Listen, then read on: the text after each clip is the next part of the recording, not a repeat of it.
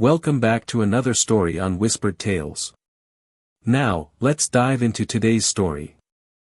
Chapter 1, Setting and Protagonist. Night fell on Brooklyn like a heavy coat made of smoke and sea salt.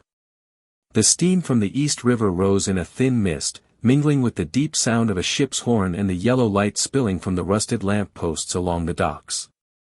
James Carter stopped beneath the dark wooden awning of the two-story house nestled between the row of workers' homes, where the floorboards creaked whenever the wind blew through.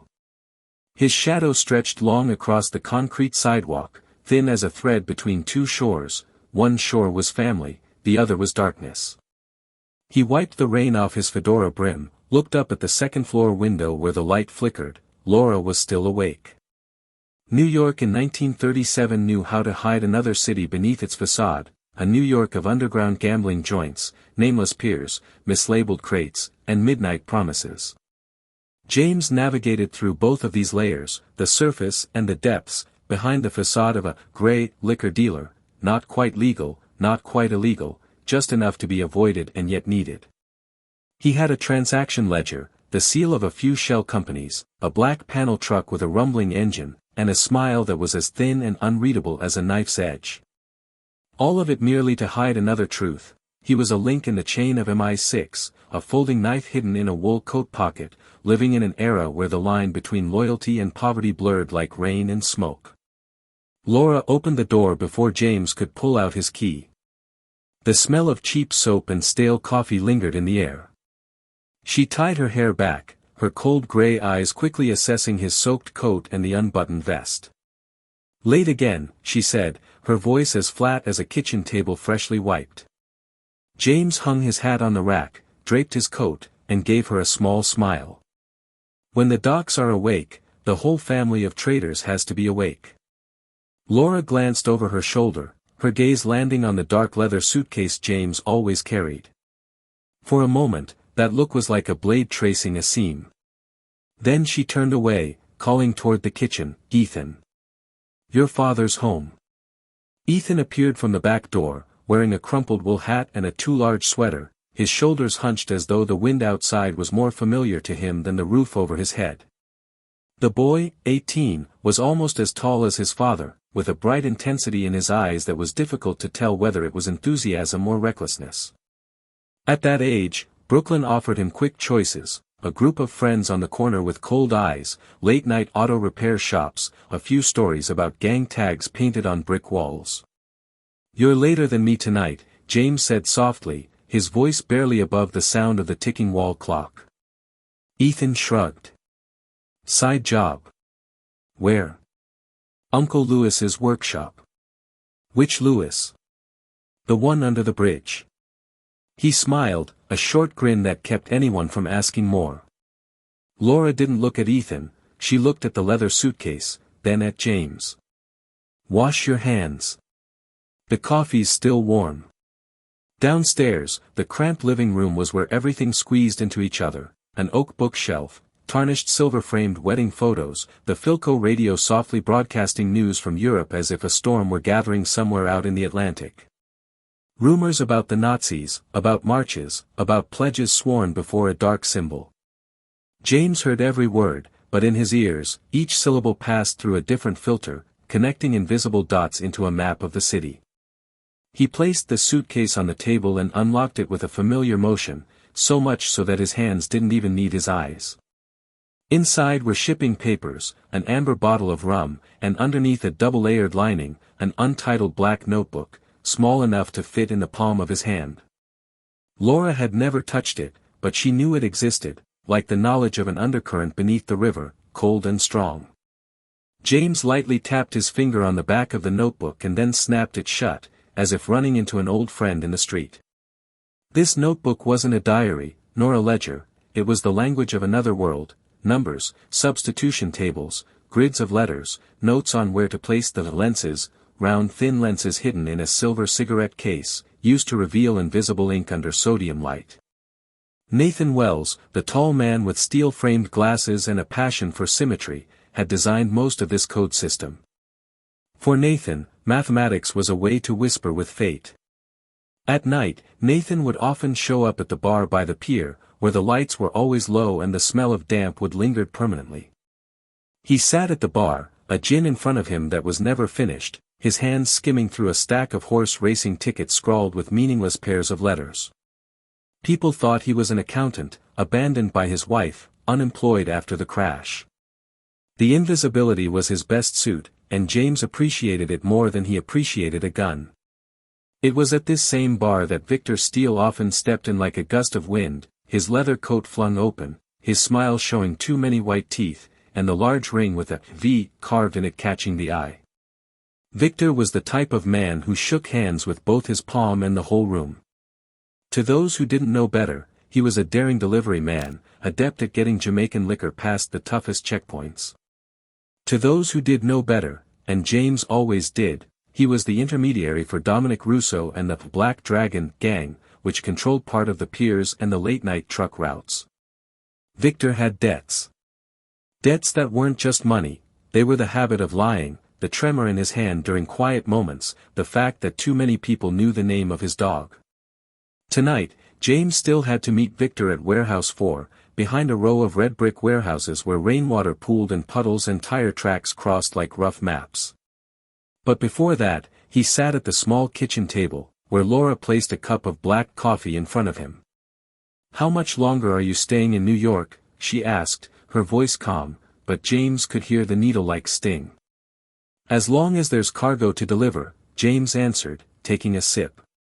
"And customers to serve." "Customers? People drinking to forget they're poor." James smiled faintly, but Laura didn't smile. "Have you ever thought about leaving Brooklyn?" she asked. "A different place. An apartment in Manhattan. A life where you don't wait for the train whistle to sleep." James looked at her. On her face was the beauty of someone who knew exactly the weight of what they wanted. It furrowed her brow and pressed her lips thin. "We'll have it," James said, and he heard his words fall heavy as nails. She nodded, but in her eyes, there was something else flickering: numbers, letters, things, a locked door, the suitcase. Ethan stood in the doorway, listening as if he weren't. "Can I go?" he asked. "Go where?" James replied. "Pier 12. Well, I have an appointment." Laura glanced at Ethan. "It's late." Ethan shrugged. "It's never early or late there." The way he said "there" made James think of another name in his head, a dragon painted quickly in black on brick walls. He put the cup down. "Be home by 11. Ethan nodded, pursed his lips, and disappeared into the night as if it had given birth to him. James returned to Warehouse 4 by the train tracks. The drizzle hit like dust. Inside the warehouse, the round lights swayed like tired eyes. Victor arrived late, a habit of one who wanted others to wait and wonder what they did wrong. "Jimmy." Victor spread his arms, giving James a half-hearted hug like an old friend, the smell of cheap cologne mixed with cigarettes and something metallic. "The shipment from Newark is late, traffic's a mess." "Traffic or people?" James asked. Victor grinned. "Both." He placed a stack of papers on the table. 5% increase this week. Dominic says dock fees went up. James flipped through the papers without looking at Victor. "No increase." Victor tilted his head. "You're playing the old game, protecting your margins. Protecting the habit." James folded the papers slowly. "Habits are what keep you alive." Victor laughed loudly. "Or kill you, Jimmy." In the corner of the warehouse, an open wooden crate. James saw rum bottles, but underneath, the bottom of the crate was lined with old Italian newspaper and a package wrapped in glossy oil paper, the corner of it exposing steel, something that didn't belong to liquor. James glanced once, just enough to register. These kinds of shipments, not liquor, were other veins of the city. He didn't ask. Not asking was a kind of answer that made people feel safe, and safety made them careless. They signed a fake document, seller and buyer of legitimate liquor, 2 serious seals, then James left the warehouse first. On his way back, he stopped by the familiar bar, where Nathan sat like a fixed coordinate. "There's a new ink," Nathan said without greeting. "This time it's potassium solution, must be exposed under sodium light at the right intensity." "We have sodium light," James replied, placing the silver cigarette case on the table. "And a face that knows when to smile." Nathan pushed a small piece of paper toward James, looking like a cough syrup advertisement. "News from London," he said softly. "A new list of names, a few addresses, some peers. Dominic's name appears twice." James didn't change expression. "What do they want from me?" "See who on the list is still breathing in New York, who's dead, who's faking death." Nathan slid a thin mica sheet like a dragonfly wing. "And James, watch out for the one in the middle." "The middle of what?" "The rivers," Nathan said, his eyes behind the glasses like two small sparks. "You're the bridge. The bridge is the first thing to get bombed." James got home later than before. Laura was asleep, or pretending to sleep with a perfect posture. He went into the small office, switched on the low desk lamp, and pulled the heavy curtains. The black notebook lay quietly next to the light, like an animal with a heartbeat. James took out a blank piece of paper, placed the mica sheet on top, and brought the silver cigarette case under the light. Under the yellow glow, a few lines of writing appeared, like hesitant ink stains. "Pier 17, Thursday, 2:15 a.m., unregistered goods. Dominic, Victor, unknown." Below were a few encrypted slashes that only James and Nathan knew how to connect into directions. He wrote in the notebook, a few arrows, a time frame, 2 names. Unknown, that word never got old in this line of work. The door creaked. Evelyn Brooks, Laura's mother, stood there with her silver hair tied up, wearing a hand-knit sweater and eyes that had seen worse things than a rainy dock. She had been a nurse during the Great War, her hands remembering the feeling of a fading pulse and the voice of a man calling out the name of a town nearly sunk in mud. "Son," she said, using the term for James as though she had 2 children, a daughter, and a man she chose to trust. "I heard the car. I came down to see." She looked at the paper, at the cigarette case, at the notebook. "In these times, anything small and black can be a gun," she said softly. James smiled. "I don't shoot anyone unless they shoot first." Evelyn moved closer, placing her hand on the back of the chair. "It's not about who shoots first. It's about who pulls the trigger faster." She looked at him, her voice suddenly low. "Victor isn't the type to save the good for tomorrow's dawn. He's in debt. Debtors often sell more than just their possessions." James nodded. "I know. What about Laura? She wants an apartment in Manhattan. She wants what people think is safety." Evelyn sighed. "But safety is a hard cat to keep." After Evelyn left, James sat for a moment, hearing the distant sound of trains coming and going like the city's breath. He remembered rainy London and the wet stone stairs, remembered the room in Whitehall where a man in a soft hat said, "You'll like New York better. There, everyone wears a mask, and the habit of wearing a mask is your comfort." He wasn't sure if it was a compliment or a curse. But he was grateful, because of it, he survived the years when the falling coins could cut your hand. The next morning, James took Ethan to the mechanic shop by the docks.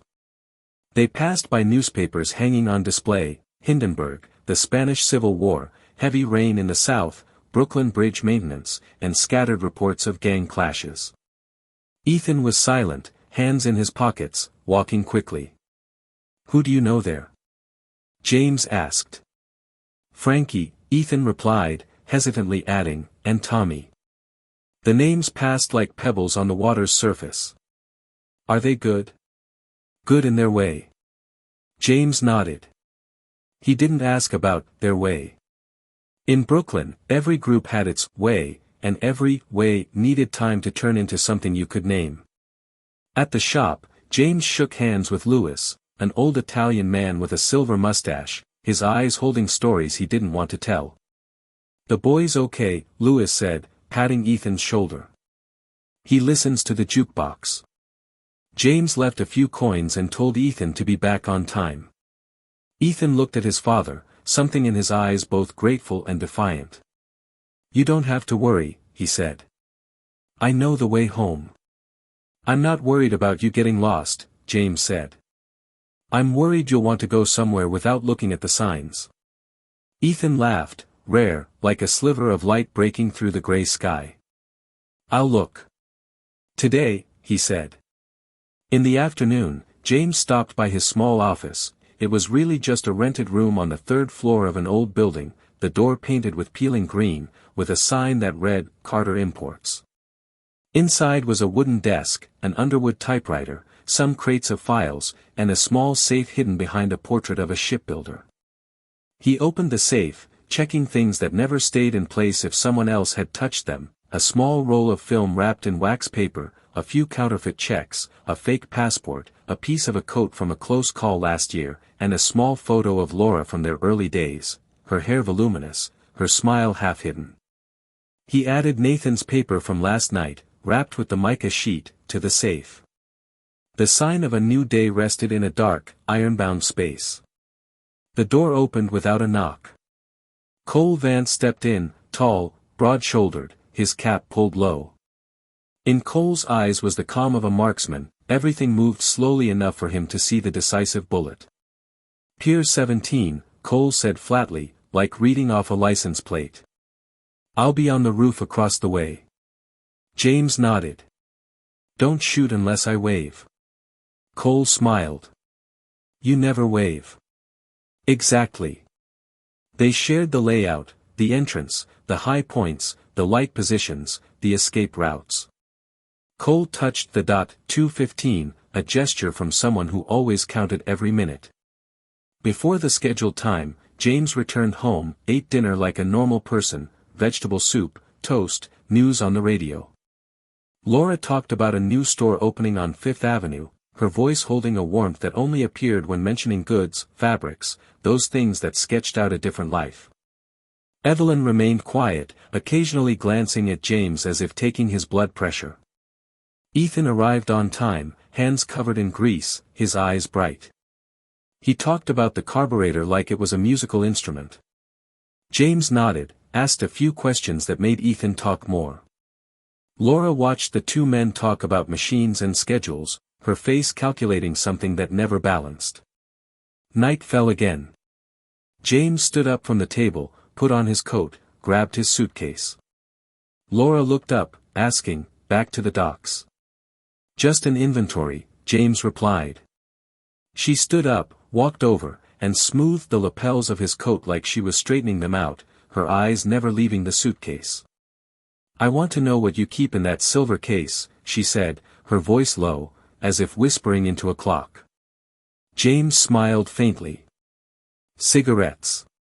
The only bad thing I have." Laura looked deeply into her husband's eyes, then smiled in that way people smile when they hear a story that isn't convincing enough to get angry. "Go early, come back early," she said. "I don't like hearing the door open just before dawn." Evelyn placed her hand on her daughter's shoulder, her gaze sliding to James. "Watch out for the fog," she said. "It hides both people and intentions." James nodded, leaving the house. Outside, the wind carried the smell of wet iron and moss from the steps. He walked quickly, the familiar streets like the folds of his palm. Pier 17 appeared like a dark steel frame, the hanging light swaying. On the opposite roof, a shadow moved, Cole. James stood behind a post, the clock reading 2:10. He placed his suitcase down, opened the silver cigarette case, slid the mica sheet out, and held it under the sodium light. Unknown, gray coat, questions about liquor, doesn't drink. He closed the case, buttoned his coat, the sensation of the gun at his back a reminder of old lessons. The water hit the wooden pilings like crumpled paper. The sound of footsteps. Two shadows. Victor first, his smile still too white. Behind him, a man in a gray coat, his eyes motionless like old glass. James took half a step forward, just enough for the light to catch the edge of his hat. "On time," he said. Victor laughed. Just like a Swiss watch. The man in the gray coat tilted his head. "Mr. Carter, I've heard you have liquor that never runs out." His voice was slick, flavorless. "All liquor runs out," James said. "There's only one thing that doesn't, habit." The man in the gray coat smirked. "I like habit." He looked over James's shoulder, as if measuring the space. 2:14, Cole didn't move. James saw a flicker of something in Victor's eyes. Chapter 2, Betrayal. The next morning, dawn cast a gray ash over Brooklyn, its pale light creeping through the window cracks like a cold warning. James Carter sat in his office, the black notebook lying open in front of him, but his eyes couldn't focus on a single line of numbers. He hadn't slept all night. The image of Ethan, his son's face staring at him like a stranger, clung to him like a bloodstain that couldn't be washed away. Outside, the sounds of streetcars, hawkers calling, and the rhythmic clatter of construction hammers reminded him that the city was still alive, swallowing up personal tragedies. But for James, every sound only deepened the cracks in his heart. Laura walked in without knocking. Her hair hung loosely over her shoulders, her eyes dark from lack of sleep but still burning with anger. "You see what's happened," she hissed. "Our son almost died because of your crazy game." James looked up, weary. "This game isn't mine. It's war, Laura. Whether we like it or not, it's at our doorstep." Laura sneered, her voice sharp through clenched teeth. "The war of Britain. Not mine, not Ethan's. You brought it into this house." Evelyn stood behind her daughter, her eyes calmer, but heavy with concern. She spoke softly, "Laura, don't simplify it. I've seen war. It doesn't ask who wants it, who doesn't. It takes everyone." Laura turned to her mother, her eyes flashing with fury. "You always side with him. But do you know what he's hiding in that notebook? Maybe it's guilt, maybe it's the names he's sold to both sides. Ethan's right to be suspicious." James closed the notebook, his voice steady. "I don't sell my family to anyone." Laura went silent for a moment, then laughed bitterly. "No, you don't sell. You abandon. Piece by piece, day by day, chasing after secrets. And then one day, you'll abandon us all." She stormed out, leaving the door to slam shut behind her. Evelyn walked closer, placing a hand on James's shoulder. "Don't let her words strike at your heart. What we need to worry about now is Victor. He's not dead. And he won't forget." James nodded slowly. He knew Evelyn was right. That afternoon, Victor Steele sat in the dingy hospital room in Lower Manhattan. His arm was wrapped in bandages, the smell of antiseptic mixing with cheap tobacco. He stared out the window, his eyes blazing with hatred. Two men from the Black Dragon gang were standing by his bed, large, tattooed arms wrapped in dragon designs. Dominic Russo hadn't appeared yet, but Victor knew there was only one path left for him. He had to give Dominic something valuable to pay off his debt. And the most valuable thing he had right now was James Carter, and the black notebook. He remembered Ethan's gaze at Pier 21. That was the gaze of a disillusioned child, desperate for some truth to hold on to. Victor smiled, his cracked lips curling. The boy would be the key. He would willingly turn against his father. That evening, when James returned home after a meeting with Nathan and Cole, he found Ethan wasn't there. Laura sat in the living room, pretending to be calm, but her eyes flickered with concern. "He said he was meeting a friend," she said. James gripped the brim of his hat, a sinking feeling rising in him like a poisonous wind. "Which friend?" "He didn't say." James rushed out into the street, searching around the old workshop area where Ethan often hung out. Finally, at a corner near the billiard hall, he saw his son talking to Victor. The streetlight cast shadows over their faces, one was older, one was young, but both shared the same dangerous light. James stood in the shadows, his heart pounding. He could hear Victor's voice low and steady, "Your dad's not a hero. He's a puppet, selling information to both sides. He's hiding from you because he's afraid you'll learn he's been betraying you. Ethan remained silent, but didn't leave. Victor pulled a letter from his coat pocket and handed it to Ethan. Read this. It's proof he was in contact with the Germans. James knew it was a forgery, one of Victor's dirty tricks. He almost stepped out to intervene but stopped himself. If he appeared now, Ethan would believe Victor more. He had to let the truth come out on its own, but every truth took time, and time was something he didn't have. The next day, Ethan avoided his father. He came home late, ate in silence, and then retreated to his room. James watched his son, the cold wall between them still standing. Laura was even more distant, even openly siding with Victor when she said, "At least he's being honest with Ethan. You, on the other hand, just stay silent." James clenched his teeth but didn't reply. He knew arguing now would only pour more fuel onto the fire. Evelyn quietly observed, and one night, she quietly said to James, "I've noticed Victor hanging around the neighborhood, even though he should be lying low after Pier 21. He's planted seeds in Laura and Ethan's hearts. Now, he just needs to wait for them to grow into thorns." James nodded, his eyes darkening. "If he wants my family, I'll make him the bait for his own gang." Evelyn sighed. "Be careful, James. Sometimes, the trap is the anger in your heart." On Friday night, James received an urgent message from Nathan, "Victor's meeting Dominic in the dark pier, an ambush. They're planning to set a timed bomb. You can't go." James gripped the notebook tightly, his voice cold. "If I don't go, they'll think I'm dead. And Laura, Ethan will be the next hostages." Nathan protested, but James had made up his mind. At the pier, the air was damp, the lights dim. James moved in, his suitcase in hand. He saw the strange crate, wires running from the back. The bomb. He knew he had only minutes. Footsteps echoed, Laura and Ethan. James's heart tightened. Victor appeared behind them, his voice raspy. "Welcome to your own funeral, Jimmy." Laura trembled but didn't move away from Victor. Ethan looked at his father, his gaze torn between fear and hatred. "Tell me," he shouted, "are you a double agent?" James looked straight into his son's eyes, his voice firm. "No. I only have one side, the side against them. Don't you see? He's using you to kill me." Victor laughed loudly, his voice echoing. "The boy doesn't need to believe you. He just needs to stand here, as a witness when you blow up." He raised his hand to signal.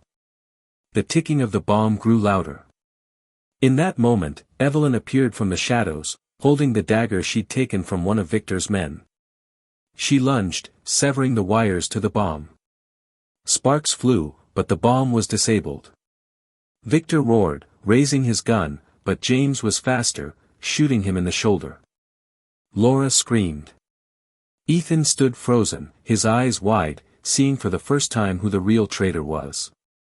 But even wounded, Victor still laughed hoarsely. "You haven't won, Carter. I have more pawns than you think." Then he slipped into the darkness, leaving a trail of blood. James pulled Laura and Ethan out of the warehouse. Laura was crying, while Ethan looked at his father, no longer angry, but confused. "Dad. I don't know who to trust anymore." James gripped his son's shoulders, his gaze serious. "Then look at actions, not words." When they returned home, all three were silent. Evelyn sat down, breathing heavily. Laura embraced Ethan, whispering, "I'm sorry. I didn't understand." But James knew, the rift had gone too deep. And Victor was still out there, burning with hatred. He opened the black notebook, this time not to write codes, but to jot down a short line, "Family is the last blade." His hand trembled, but his writing was decisive. He understood now, from here on out, every step he took wasn't just facing enemies on the street, but also being wary of the shadows within his own home. And in the night, as the city fell asleep, James Carter swore, if Victor was still alive, he wouldn't stop until one of us fell. The first winter rain drummed on the tin roof, leaving streaks of water like 1,000 needles. In the wooden house in Brooklyn, James Carter sat alone before the fire, the weak flame casting flickering light on his face. Laura and Ethan were upstairs, and Evelyn was making tea in the kitchen. James took a drag from his cigarette, the smoke curling into spirals before disappearing. He remembered Victor's face as he fled, laughing hoarsely, his eyes filled with deep hatred. A man like him, with the hunting instincts and blood debt still unpaid, would never stop. James opened the black notebook. The numbers, the codes, the names. He turned to the near-final page, where Nathan had noted, Victor Steele, $73,000 debt.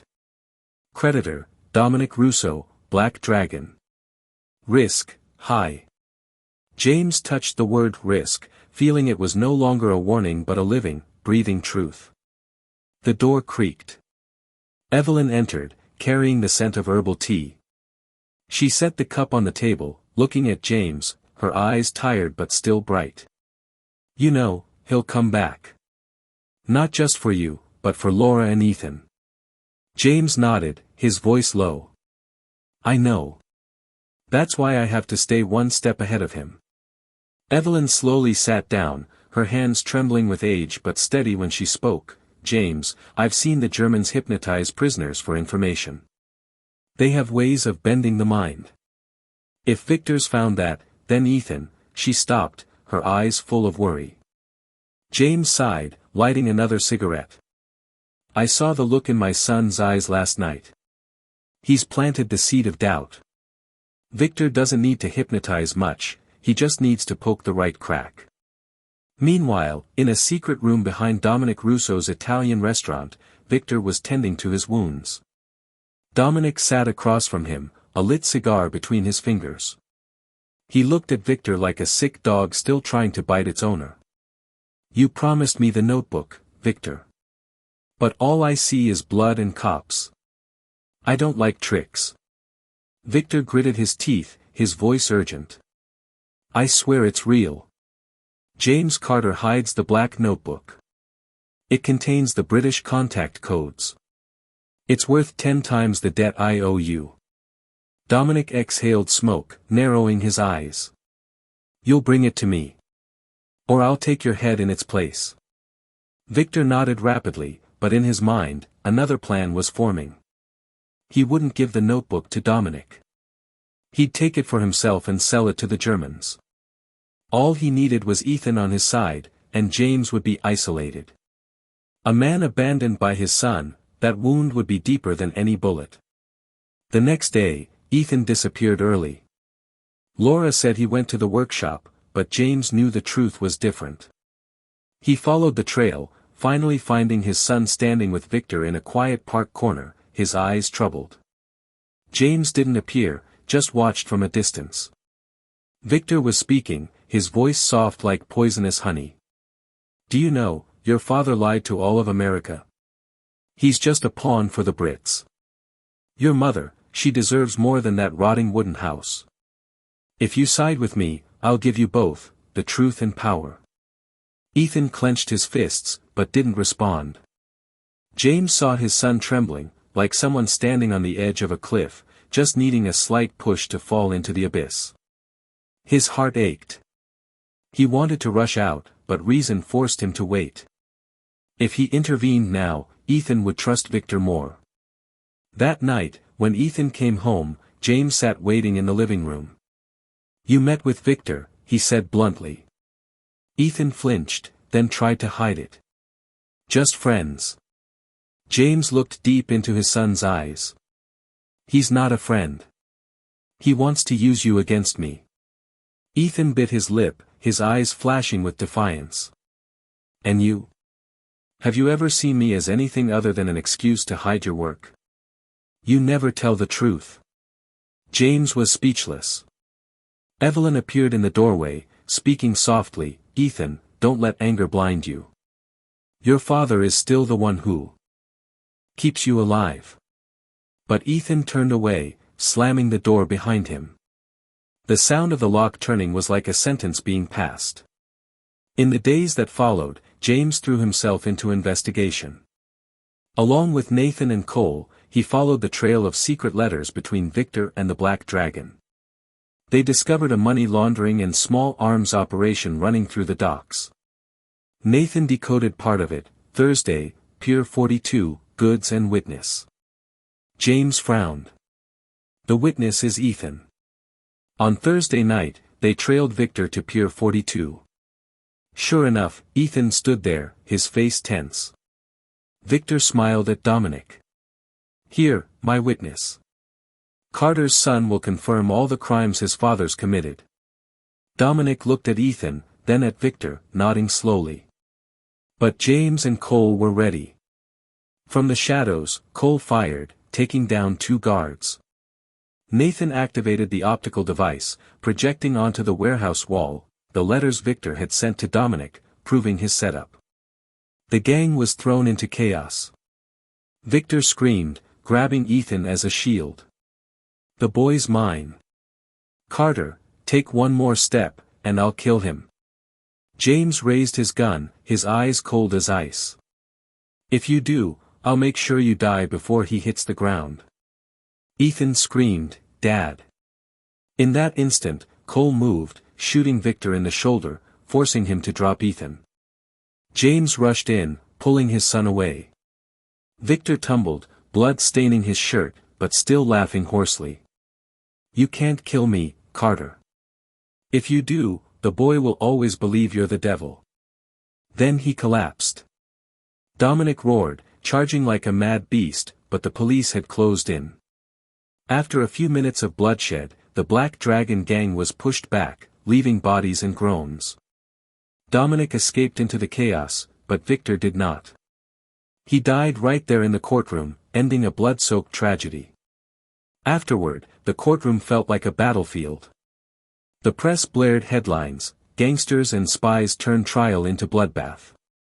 James Carter was pulled into it again, but this time, many started to believe he wasn't a traitor, but a victim of a covert network. Still, public opinion remained split. Laura looked at James, her eyes full of fear and exhaustion. "You killed him," she said. James nodded, not denying it. "If I didn't, he would have killed Ethan." Ethan sat silently, bandages on his arm from the impact. He looked at his father, his voice trembling. "Dad, you saved me." James placed his hand on his son's shoulder, but said nothing more. In his eyes, Ethan's trust had only just begun to return, but it was fragile. Evelyn, after everything, was still the one holding steady. She spoke softly, "Victor's dead. But Dominic is still out there. And the shadow of war hasn't left this city. This isn't the end." James looked out the courtroom window, where heavy rain fell. In his heart, a vow rang out: "If Dominic is the dragon, I'll be the dagger that plunges into his heart." That night, when the family returned to Brooklyn, James sat alone in his office. He opened the black notebook, writing another line beneath the old one: "Family is the last blade. But the one who holds the blade cannot falter." He knew betrayal had left a wound that would never heal, but it had also forged in him the steel will to face the greater battle waiting ahead. In the silence, the ticking of the clock beat out a rhythm, each tick like a knock on the door of destiny. James took a deep breath, closed the notebook, and placed it in the safe. He knew, from now on, family would only be a distant shadow behind him. Before him, only the battlefield, where Dominic Russo and the Black Dragon waited. And once he stepped in, James Carter had no way back. Chapter 3: Discovery and Counterattack. The wind from the Hudson River howled through the New York alleys like the cry of a predatory beast. That night, James Carter didn't sleep. He sat in his small office, the yellow light of his desk lamp casting a dull glow on the black notebook lying open before him. On the pages, a tangled web of numbers and symbols stretched out like a spider's web.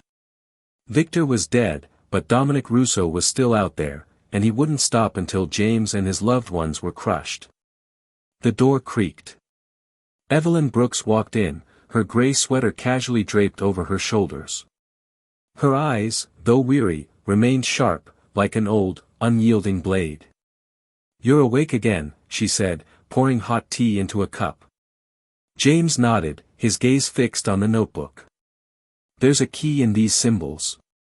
Dominic has used letters with Victor to run an entire network. If we can decode them, we'll know where he's hiding his secrets." Evelyn sat down, her hand trembling as she picked up a pencil and flipped through a few pages. "Do you think I'm too old to remember? I was a nurse, but during the war, I read secret reports too. We can give it a try." They sat together for hours, comparing each symbol to the sheet of mica Nathan had provided. Gradually, names and addresses began to materialize: Pier 23, underground warehouse, transaction with Hans Brewer. Payment, gold and opium. Witness, V.S. James touched the final symbol, his brow furrowing. V.S., Victor Steele. Even after he's dead, his name still haunts us. Evelyn nodded softly. He was a link. But a broken link can unravel the entire chain. We need to capitalize on it. The next morning, James met with Nathan and Cole in the rented room on the third floor, where the Carter Imports sign still hung loosely. Nathan placed a stack of newly decoded papers on the table. "I found more. Dominic isn't just trafficking weapons, he's also buying information from some corrupt U.S. officials. If we have the evidence, the whole network will collapse." Cole leaned against the wall, cleaning his handgun. "Sounds good. But Dominic's not stupid. He's hiding evidence somewhere even his own men don't know about." James picked up the notebook. "Warehouse at Pier 23. Tonight." Cole smirked. "A midnight stroll. I like it." Nathan was more cautious. "Are you sure? What if it's an ambush?" James's voice was cold. "If we don't take the risk, we'll always be running in his shadow." That night, the rain poured heavily, the streets gleaming with the light from the lamps. James, Nathan, and Cole moved quietly toward Pier 23. The warehouse loomed ahead, its brick walls stained, the iron door rusted. James signaled for silence as they approached. Inside, voices echoed, mixed with the sound of metal clashing. James peeked through a gap. Dominic stood in the middle of the large room, surrounded by several henchmen, and next to him, Ethan. James's heart tightened. His son was tied to a chair, his mouth covered with cloth, his eyes wide with fear. Dominic chuckled hoarsely, his voice echoing. "This boy will be the bait. Carter won't abandon his son. And when he comes, we'll finish them both." Cole tightened his grip on his gun and whispered, "Do we shoot now?" James stopped him. "No. If we shoot, Ethan dies first." Nathan pulled out a scrap of paper from his pocket and handed it to James. "We need a plan. One misstep, and the boy's gone." James looked at Ethan once more. He saw in his son's eyes, amidst the fear, a flicker of regret. As if, finally, he understood who was truly fighting for him. James gestured for them to retreat. They returned to their office, crafting a detailed plan. "We'll pretend to negotiate," James said. "I'll walk in, give Dominic a fake copy of the notebook. Nathan will set up the optical device to project the evidence onto the wall, distracting him. Cole, you take care of the guards, free Ethan. After that, we'll have the evidence to take him down." Cole nodded, his eyes sharp as a blade. "Sounds like a bloody play. I'll be in the front row." The next day, Laura discovered Ethan hadn't come home. She cried hysterically, blaming James. "It's all your fault. If it wasn't for you, my son wouldn't have been captured." James grabbed her shoulder. "Laura, listen to me. He didn't just take Ethan to get back at me. He wants the notebook. If we don't stop him, the whole city will be his victim." Laura shoved his hand away, her eyes filled with hatred. "I don't care about the city. I just want my son back. Evelyn stepped in, pulling her daughter close before turning to James. Save the boy. By any means. James nodded. That night, they returned to Pier 23. James entered the warehouse, a suitcase in hand. Dominic stood in the center, a gleaming dagger in his hand. Ethan was still tied up. Dominic grinned. I knew you'd come, Carter. A good father never abandons his son. Hand me the notebook. James set the suitcase down, opening it. Inside was the fake copy, the forged pages. Dominic picked it up, his brow furrowing as he read. At that moment, Nathan activated the device. On the brick wall, Dominic's secret letters appeared, revealing names, addresses, amounts of money, all exposing him. The henchman murmured, a few stepping back. Dominic growled. Dirty tricks. He swung his dagger, aiming to kill Ethan in revenge. But Cole leaped from the shadows, shooting him in the arm. The dagger dropped to the floor. James immediately cut the ropes, pulling Ethan free. Bullets flew in every direction, screams filling the air. Nathan held the optical device, slowly retreating. Cole gunned down the remaining guards, his body moving like a ghost. Dominic, though wounded, stood tall, his eyes blazing with fury.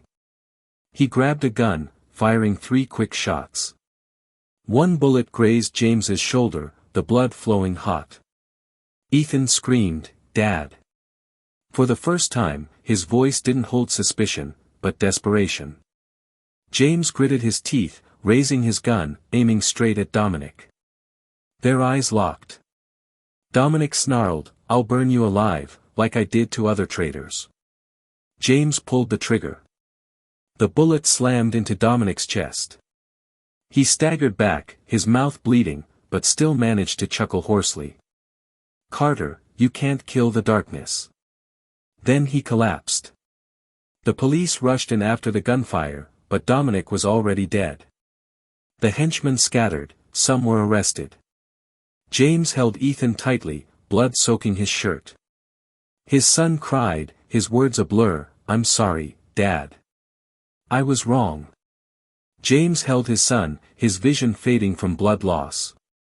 He heard Evelyn's voice faintly in the distance, like a voice from another world, "You kept your word. You saved him." When morning came, James awoke in the hospital. His wounds had been dressed. Next to him, Ethan slept, his head resting on his father's bed. Laura stood in the distance, her eyes filled with a mix of regret and love, but too afraid to come closer. Evelyn smiled tiredly. "You won this battle. But the war isn't over. Hans Brewer hasn't shown his face yet. And a bigger shadow is spreading from Europe." James nodded faintly, his voice hoarse. "I know. But at least my family is still breathing. And Dominic's not." He closed his eyes.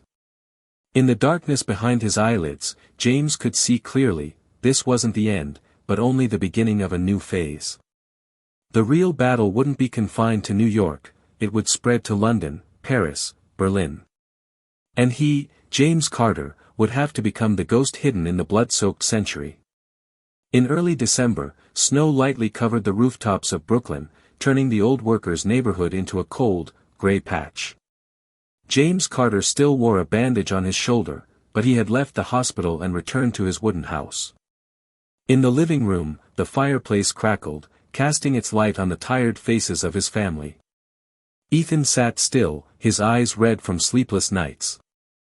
Laura was quiet, her hands tightly clasped together, no longer erupting with the anger she had before. Only Evelyn, the silver-haired woman, kept her composure in the heavy air. "Dominic is dead," James said quietly, his voice like a hollow echo. "But the chain isn't broken.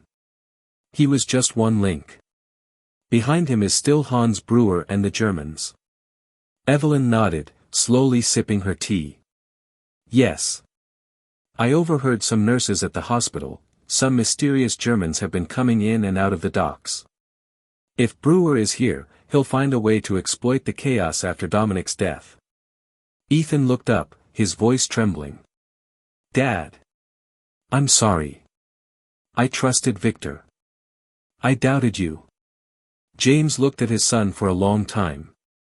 In his eyes, there wasn't anger, but quiet pain. You are flesh and blood to me. But in this game, trust is also a weapon. Once it's broken, it's hard to mend. Ethan lowered his head without replying, but regret was clear on his face. That night, Nathan arrived, carrying a paper bag. I've decoded more from the notebook, he said, laying out the ink-stained papers. Brewer is setting up a new supply line from New York to Europe. And he's got someone backing him here, a U.S. politician.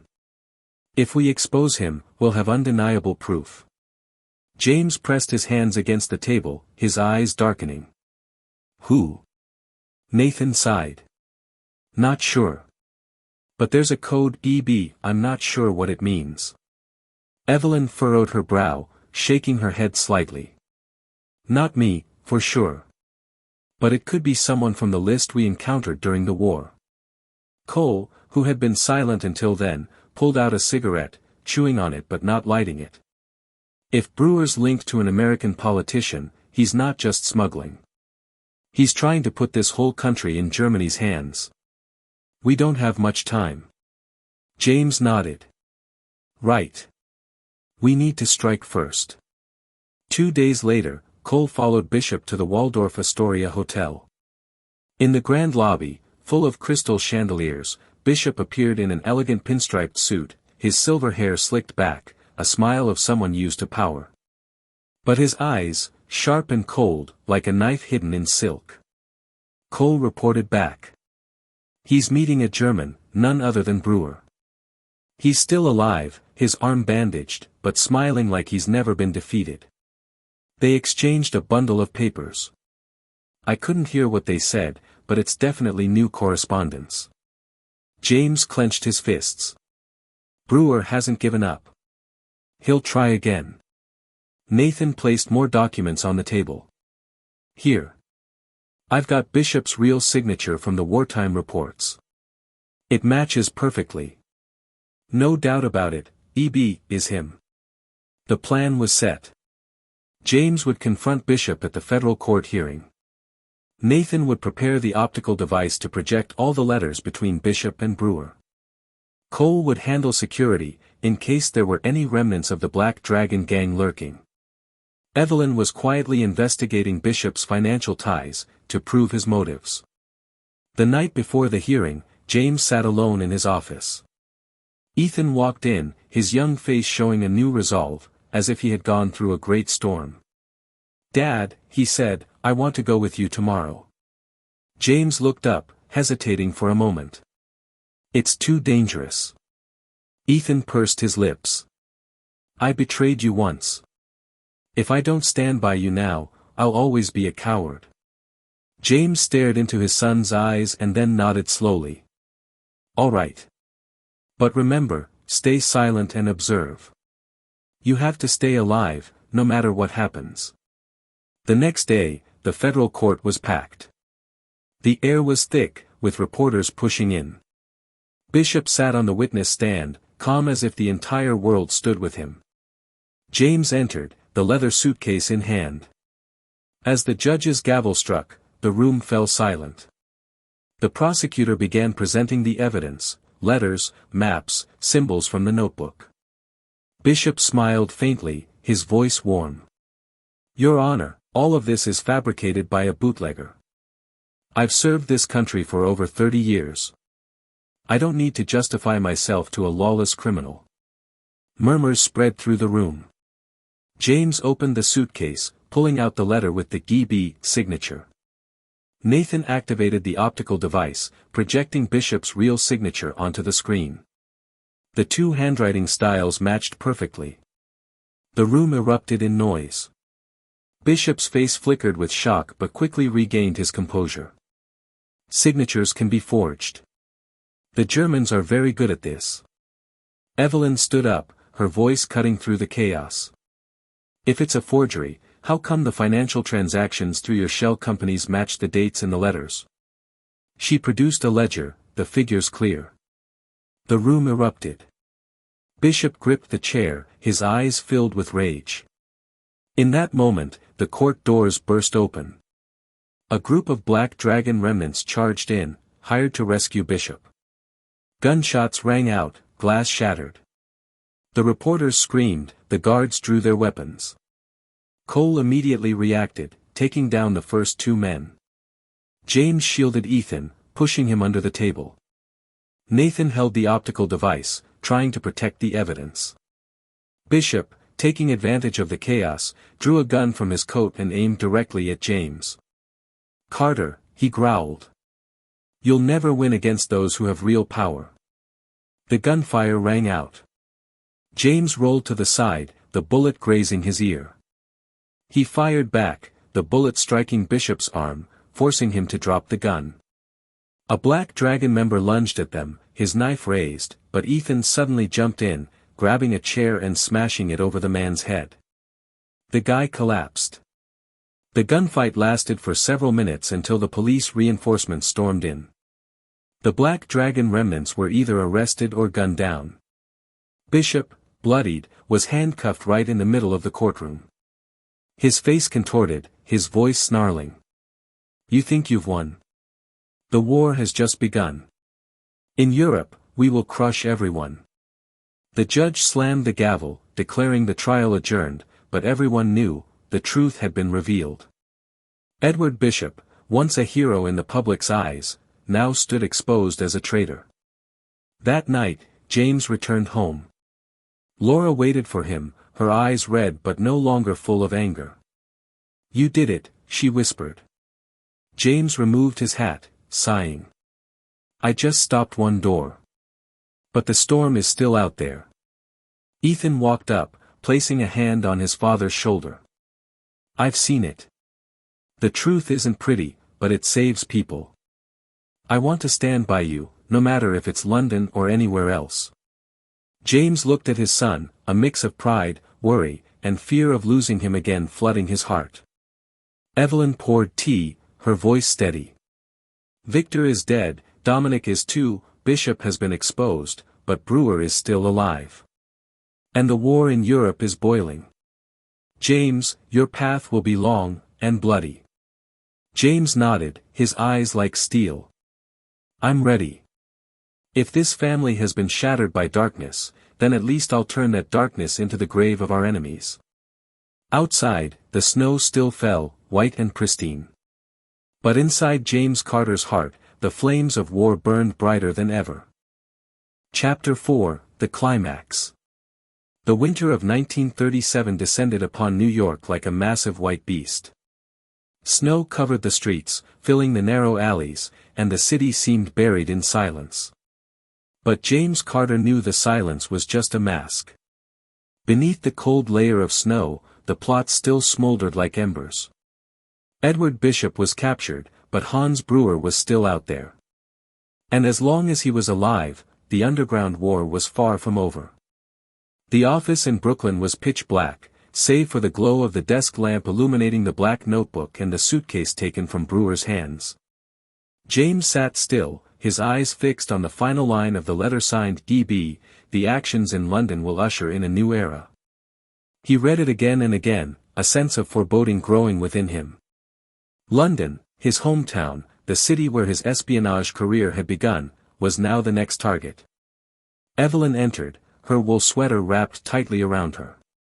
She placed a hand on James's shoulder. "What are you thinking about?" "This letter doesn't just mention New York," James replied, his voice hoarse. "It talks about London. If Bishop and Brewer have made plans, there are certainly allies in Europe." Evelyn nodded, her eyes full of sorrow. "War is about to break. People don't want to believe it, but I've seen it before. When the shadows begin to gather, it won't be long before the bombs fall." 3 days later, Nathan arrived with a new report. Bishop has confessed. He admits that Brewer is holding the remaining part of the code. If he takes it to Europe, the entire Allied communication system will be exposed. And he plans to leave New York within the week. James clenched his hand around the arm of his chair. Do we know where he's going? London, Nathan replied, his voice heavy. Through a freighter, with a false identity. Cole, leaning against the wall, smirked. Looks like we're going to London. A one-way trip. James nodded, his gaze hardening. If that's where the final battle takes place, I'll go back. And I will end it all. The tension within the family was still palpable. Laura was quieter, but her eyes remained distant. One evening, as James prepared his luggage, she entered, her voice shaky. Are you really going? After everything? James paused and looked at her. If I don't go, Brewer will bring the flames of war to our doorstep. I have no choice. Laura turned away, her shoulders trembling. And what about us? Ethan? Are you going to leave us again? No, James said slowly. I intend to make sure you survive. Ethan stepped out from behind the door, having overheard. Dad, I want to come with you. James looked at his son, his heart in turmoil. No. You're still too young. I've held a gun. I've seen blood. I can't go back to being that kid in Brooklyn. Ethan stepped closer, his eyes burning with determination. I want to fight. With you. James was silent. He saw himself, 20 years ago, in those eyes, rebellious, proud, reckless. He placed his hand on his son's shoulder. If you go, you'll lose your youth. But if you stay, you might lose your soul. So, choose. Ethan responded without hesitation. I choose to go. The secret ship departed New York that night. On the deck, the ocean wind howled, carrying the salty scent. James, Nathan, Cole, and Ethan sat in a small cabin, the suitcase with the notebook and Brewer's case placed between them. No one said much. They all knew what lay ahead, London, and behind them, the shadows were still lingering. On the second night of their journey, James stepped out onto the deck, inhaling deeply. The sea was pitch black, the moon obscured by clouds. Suddenly, footsteps approached from behind. Ethan. I couldn't sleep, he said. James gave a faint smile. War doesn't allow for peaceful sleep. Ethan looked at his father, hesitating. Dad, have you ever regretted it? Choosing this path? James gazed out at the vast sea, the wind biting at his face. Yes. But regret doesn't change anything. The only thing we can do is keep going. Even if it costs everything. Ethan tightened his grip on the railing. I don't want to lose you. Not again. James turned, embracing his son. In that moment, amidst the night sea, there were no more distances between them. The ship docked in Southampton in the drizzle. London unfolded before them, the thick fog like a veil hiding secrets. James led the group to the old basement, once an intelligence station for the British. The walls still bore maps pinned with red pins from years ago. An old officer greeted James. We've heard you brought evidence. But Brewer is already here. He's been in contact with the fascists in Europe. You must be careful. Nathan laid out the suitcase and the notebook on the table, explaining, if we solve the rest of the code, we can dismantle his entire communication system. James nodded. Do it now. Time is not on our side. But Brewer didn't let them rest. That evening, in a pub in Whitechapel, Cole observed him sitting with two German officers. They exchanged a map and spoke of a bombing plan. Cole rushed back to report. Nathan checked the code and found an address that matched, the Federal Court of London. A secret meeting between the Allies was about to take place there. Brewer planned to blow it up, killing the leadership. James slammed his fist on the table. This is the final chance. We have to stop him, right in the meeting. Even if we have to shoot through walls. Cole nodded, his eyes cold.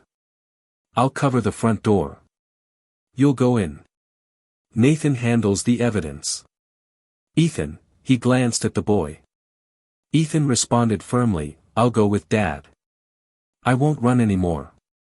The next day, London was covered in thick fog.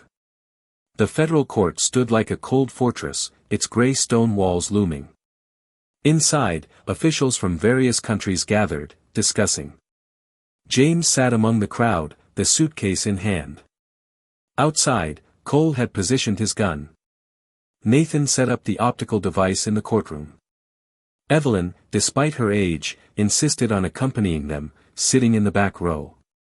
If we die, she said, at least we die looking the enemy in the eye.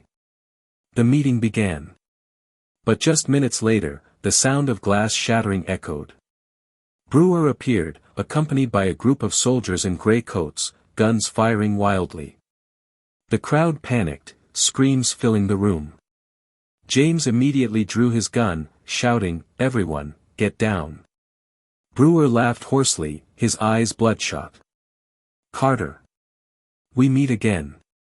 Today, London will be your grave. He raised the detonator, the red light blinking. James rushed forward, a bullet whizzing past his ear. Cole fired from the door, taking down 2 soldiers. Nathan flashed the optical light, exposing the evidence, letters, maps, signatures from Bishop and Brewer. The truth blazed on the wall. But Brewer didn't care. He yelled, Die, and pressed the button. Nothing happened. Evelyn had slipped in earlier and disarmed the bomb with her hands, the same hands that had saved hundreds of soldiers. Brewer's eyes widened, and he drew a gun, aiming it directly at James. Ethan screamed, Dad, and lunged, shoving his father aside. The bullet lodged in a stone pillar. James rolled, firing back. The bullet hit Brewer's chest. He staggered back, blood spreading, but still managed to laugh hoarsely. You can kill me, but war will swallow everything. He exhaled, his eyes still wide open. The room fell silent. The officials from various countries looked at James, their eyes a mix of fear and respect. An English general stepped forward. You've saved us. But you've also made the world aware of your existence. From now on, there's no more cover. You're a public spy. And the enemy will hunt you, not just in America, but across Europe. James lowered his gun, his eyes deep as a chasm. I never wanted protection. If the truth has to be exposed, then let me bear it. The next day, London newspapers ran the headline, Fascist Plot in Federal Court Thwarted. James Carter's name appeared on the front page, alongside a photo of him in the smoke, gun raised. The public dubbed him the Brooklyn Ghost, the man who dared to challenge an international network. But at the same time, he became public enemy number 1. In the underground bunker, James spread the paper before him. Laura wasn't in London, but he knew she would read it soon enough. That image, of a man standing alone amidst blood and smoke, wouldn't make her proud. It would only deepen the rift between them. Ethan entered, his arm wrapped in bandages after the battle. Dad, everyone's calling you a hero. James looked at his son, his gaze cold. A hero is just a name for the one who survives. But in the dark, there are no heroes, only those willing to kill before they're killed. Ethan stayed silent, then nodded slowly. In his eyes, admiration gradually mixed with a vague fear. That afternoon, Nathan decoded the last part of the notebook. He placed the paper on the table, his voice trembling. This is a map of German spies planted throughout Europe. Brewer was going to give it to Bishop. If this map leaks, thousands of lives will be lost. James nodded, clenching his hand into a fist. Then we keep it. But keeping it means we take on all of his enemies. Cole crossed his arms, squinting. So what's our next move? Run or hunt? James answered decisively, hunt. I'll turn this map into a blade, and drive it straight into their hearts. That night, as the group discussed their next steps, Evelyn suddenly coughed violently. She braced herself on the table, her face pale. Ethan rushed to her side, concerned. "Grandma, are you okay?" Evelyn forced a smile. "Just the winter wind. But you must remember, time waits for no one. If I fall, James, promise me you won't stop." James gripped her frail hand. "I promise." 2 days later, Bishop was escorted to Washington. But before leaving London, he left a chilling remark in his cell: "Carter may win a battle, but he can't win the war. He will die alone, and his family will be forgotten." James heard the news and simply smirked. Deep down, he knew that statement was half true. He would die alone, but his family, even fractured, would remain the deepest scar on his heart. On their final night in London, the group gathered in the bunker. Nathan checked the equipment, Cole cleaned his gun, Ethan sat writing in his journal, while James stared at the oil lamp. Evelyn quietly said, "Tomorrow, you'll step into new darkness. But remember, the truth may be hidden, but it can never be killed. Let the truth outlive you." James nodded, closing the notebook. He stood up, putting on his coat, his gun resting in its holster. "Tomorrow," he whispered, "we are no longer ordinary people. We are blades in the night. And blades only have two fates: they either break, or they pierce the enemy's heart." Outside, Big Ben's bell tolled long and loud, echoing through the city engulfed in fog. The climax of the battle was far from over. It was just the beginning of a new chapter, where James Carter, once a father and anonymous spy, had become a terrifying symbol, a knight of darkness stepping out of the fog, ready to sacrifice everything to keep the world from falling into the abyss. Chapter 5, The End. The next day, the sun broke through the thick fog, but its weak light could not dispel the sense of gloom weighing on James Carter's heart. He stood on Westminster Bridge, gazing out at the swirling Thames River, the dark silhouette of London reflected on the water. The sight reminded him of his days as a young spy, when he had stood in places like this, contemplating war and the sacrifices necessary to protect freedom. But now, after all that he had been through, he no longer felt pride. Instead, there was an undercurrent of sorrow, a deep understanding of the price to be paid. Evelyn stood beside him, her gaze distant. "James, have you ever felt like just a pawn in a bigger game?" she asked, her voice lowering. "Has everything you've done been worth it?" James didn't answer immediately. He stood still, his eyes fixed on the horizon. Finally, he replied quietly, "There are times when I ask myself that, but I can't stop. I'm part of something bigger. But I can't pull away. It's not just about winning or losing, it's about survival." Evelyn nodded, her eyes filled with sorrow. "You've paid too much already, James. But those who survive have an even steeper price to pay. Sometimes, the cost isn't just self-sacrifice. It's the loss of everything we once believed in." James turned, meeting Evelyn's eyes before shifting his gaze to Ethan, who was standing behind them, still wearing an expression full of unsolved questions. "Do you understand now, son?" James asked, his voice softer, like a father accepting the wounds that couldn't heal. Ethan, now much more mature, nodded, though there was still something vague in his eyes. "I don't know if I can follow in your footsteps. I don't know if I could live the way you've lived." "You won't have to," James said gently. "Because you can choose your own path. But if you ever need me, you'll always find me." After Brewer's death and the end of the war, London hadn't changed much. But for James, everything was different. He was no longer an anonymous spy, no longer someone hiding in the shadows. The cost of this victory was unavoidable. He had lost his family, he had lost everything he once considered important. Every decision he made now didn't only affect himself but also those he loved. That evening, when the whole family gathered at James's old inn in London, Laura finally appeared, her eyes red from nights of worry. "You can't keep living in the shadows like this," she said, her voice low and weary. "We can't keep living in war."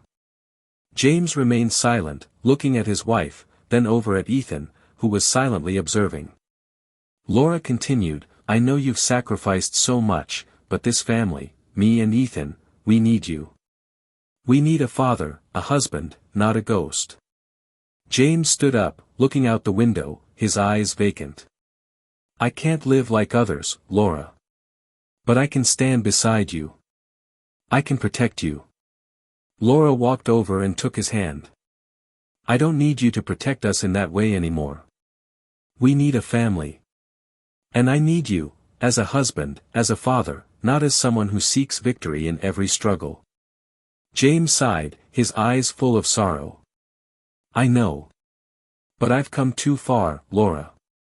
Not everyone can turn back from what they've done. 3 days later, James Carter attended a secret meeting with a group of Allied agents at a quiet cafe in London.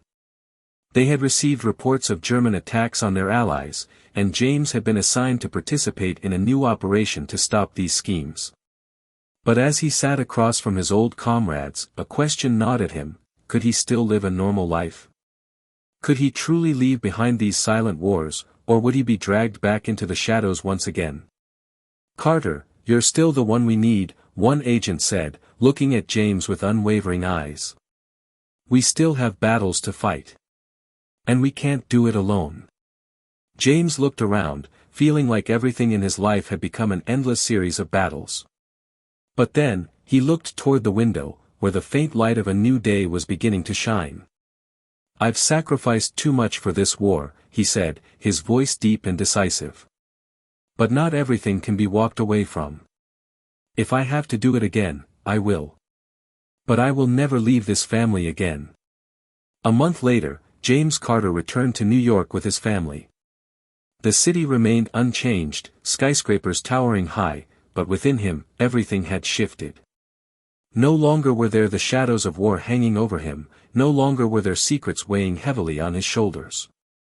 But for a man like James, perhaps that was never an easy choice. Ethan had grown. He had chosen his own path, not the path of a spy, but the path of a normal person.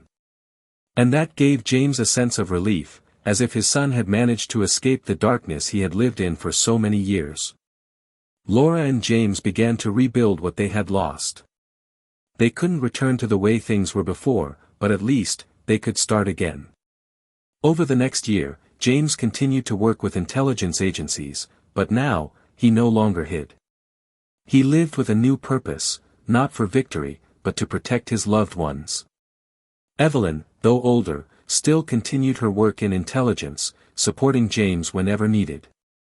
She no longer ran, accepting her role in James's life, not as a protector, but as a mentor. In 1938, as the world slowly sank into war, James Carter found himself at a crossroads in his life. He was no longer the hero of covert operations, no longer the spy who had changed history. But he had become a man with a family, with a future, and that was the greatest victory he could ever have. This is where our story comes to an end. Share your thoughts in the comments section. Thanks for your precious time. If you enjoyed this story, then please make sure you subscribe to this channel. See you again.